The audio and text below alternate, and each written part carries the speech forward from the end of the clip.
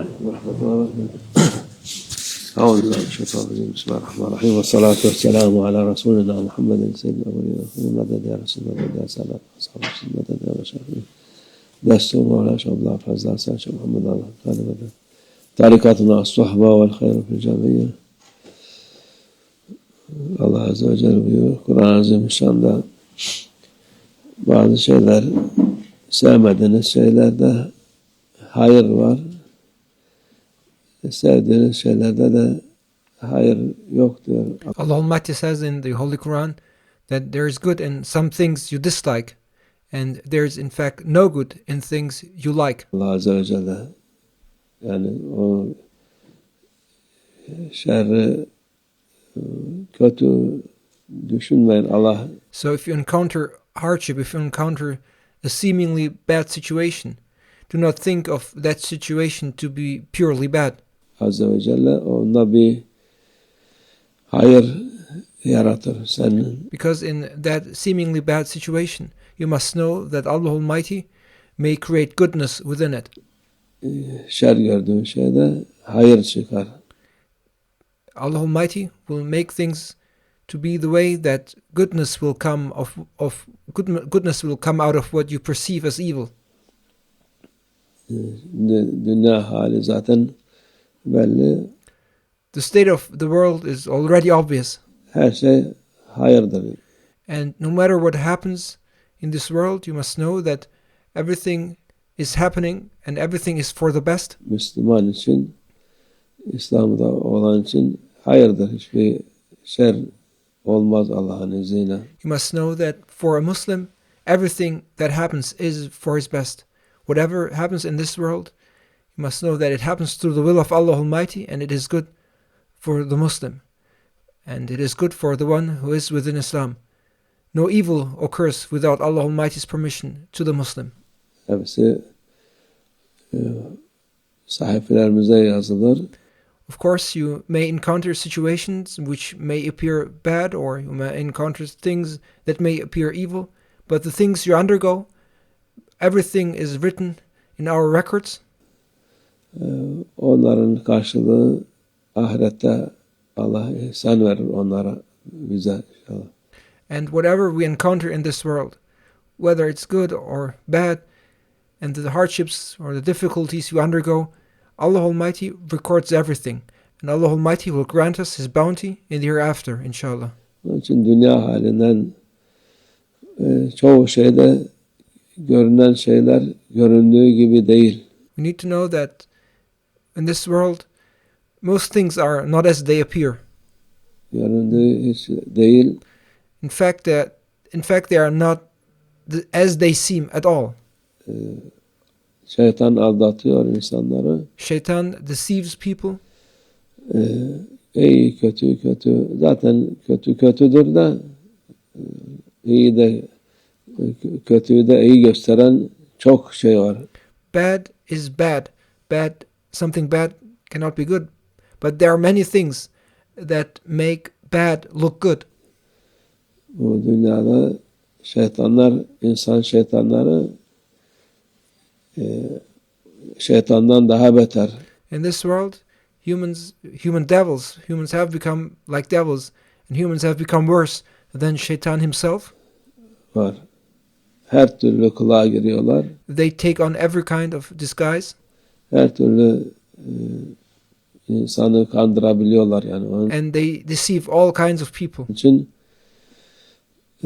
dünya haline Allah Azze ve Celle insanları sınavsın diye şey yapıyor. But again, you must never forget that Allah Almighty uses the state of this world to test people. We undergo situations in this world in order to be tested. Onu imtihan olarak oluyor. Onun için The things we encounter in this world serve as a trial. olan şeylere her şeyi Allah'ın takdiri olarak bakacağız. Therefore, we must look at everything that happens as the decree of Allah Almighty. Bakalım sonu ne olur dedi. Let us see what the outcome will be. Gibi ne ederse güzel eyle diyor Allah Azze ve Celle. Whatever Allah Almighty does, He does it beautifully. Onun için Allah'ın takdirini fazla, bazı insanlar isyana gidiyorlar. Haşa. However, some people fall into rebellion regarding Allah Almighty's decree. Allah Almighty protect us. Gençler bilmeden ya bilerek ihsan ediyorlar. Allah Almighty, may Allah forbid, and may Allah Almighty protect us. There are people who rebel either knowingly or unknowingly. Nasıl böyle olur? Haşa, Allah Azze ve Celle nasıl müsaade ediyor? Yani müsaade etmez. Zaten hiçbir şey olmaz. Hani tövbe istiğfar etsin bu insanlar.